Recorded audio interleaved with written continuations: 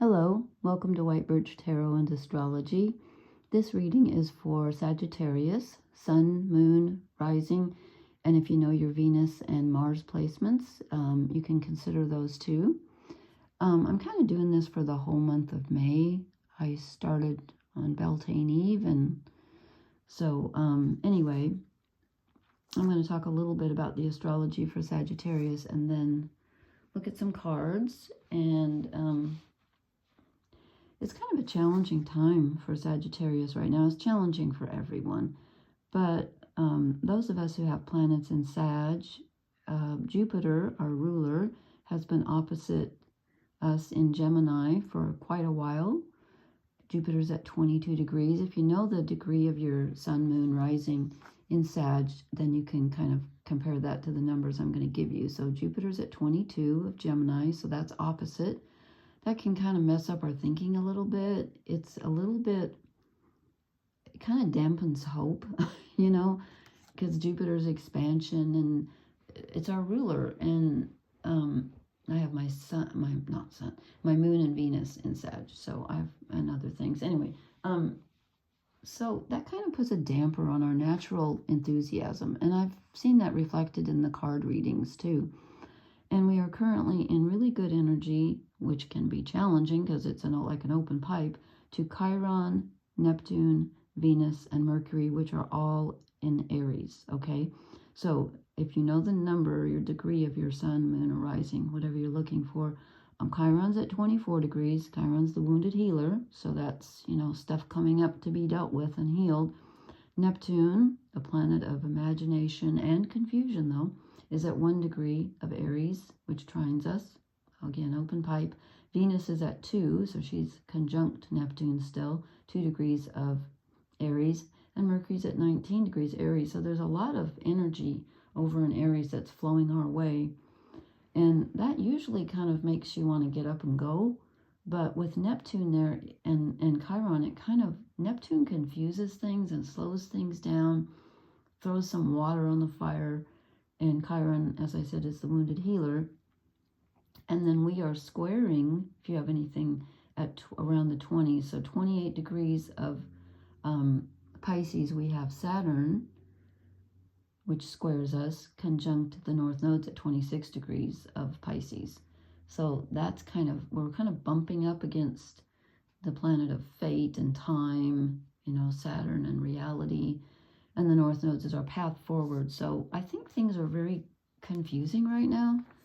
Like there's not a clear path forward and you might be hitting a lot of obstacles. And I see that reflected in the cards. This is not a very Sagittarian reading. And I apologize for my croaky voice. It's weird weather here and it's just knocking me out. Okay.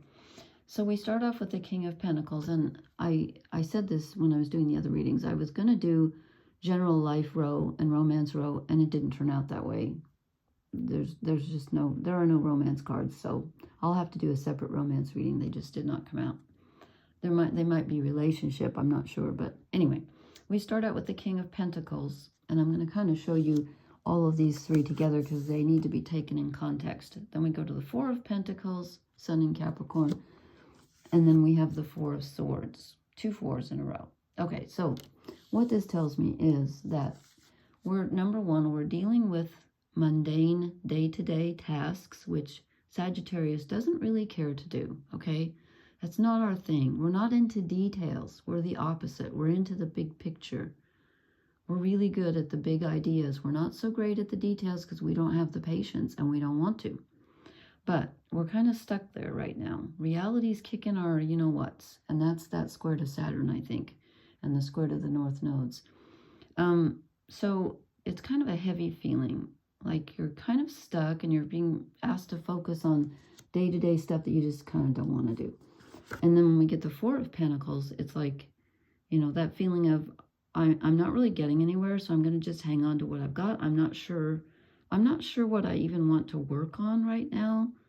So there's this kind of this feeling of being stuck in day-to-day reality.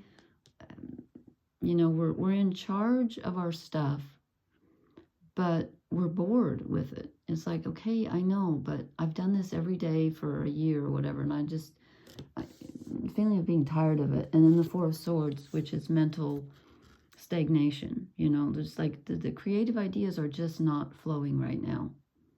And again, I think it's that square to Saturn and Jupiter being opposite us. It's just kind of weird.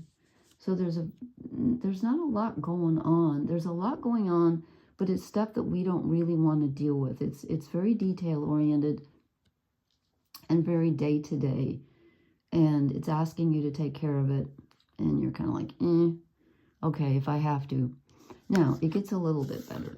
Then we get the Empress, which means something is being birthed, even though we don't feel like it. You might feel like everything is very prosaic and, you know, just boring. But actually there's something new that's heading down the pike because she's pregnant. So something is getting ready to sprout and bloom, but it isn't quite ready yet. But the potential is there. So we need to consider things because we are dealing with the future, even though it doesn't feel like it. It feels like we're stuck in today. But the future is calling, and so, you know, we might be making some plans. There's something brewing anyway. And then we get 2 8s in a row. So we have 2 4s in a row, and then 2 8s in a row. So we kind of double up here, and there's a bit of movement, except it goes to the 8 of Swords. So we go from not wanting to think about the situation to feeling like, every time I think about the situation, I get stuck between these 2 options, and I don't like either one of them. So we have to have faith that there's a third way. This person could turn around and walk off, but they feel trapped. It's like, I don't want this. I think those are the Furies. I always get the Furies and the Harpies mixed up, or the Gorgons. I'm not sure. And that's Apollo, but he's clearly steamed. So it's like, you know, so the task right now, the challenge right now isn't to make the decision. The challenge is to stay in the middle and be okay with yourself really and what you're dealing with on it. You know, it sounds silly to say, if you can just conquer the day-to-day stuff, the future will take care of itself. And of course you have to plan for the future, but that's not what we're supposed to be doing right now. We're supposed to be comfortable sitting where we are, having faith that when it's time to make the decision, we will make the decision. But apparently it's not time right now. But it is time, however, to keep working on what we're working on, which again, I think we're tired of doing, but it's necessary. There's something that needs to be finished on a very day-to-day physical level. Maybe you need to take care of your health. Maybe you need to take care of your finances. Maybe you need to clean out your house or whatever. There's something that you need to do, that you need to finish. It's not quite finished yet. I think we're working on it though. We're at the 8. And I think, you know, I think the future is looming. It's just not quite here yet. So hang on. Not the most, you know, exciting reading. And then I asked, what's holding Sagittarius back? These are the shadow cards, shadow fate cards, and by Hattie Thorne. And I get the Hanged Man. And yeah, we're kind of feeling a little bit, more than a little bit stuck. And also kind of done. Like, I don't want to think about this anymore. Why can't I make any forward movement?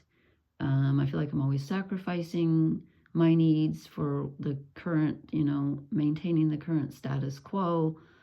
Not a fun feeling. Okay, but hold on, the oracle cards are better.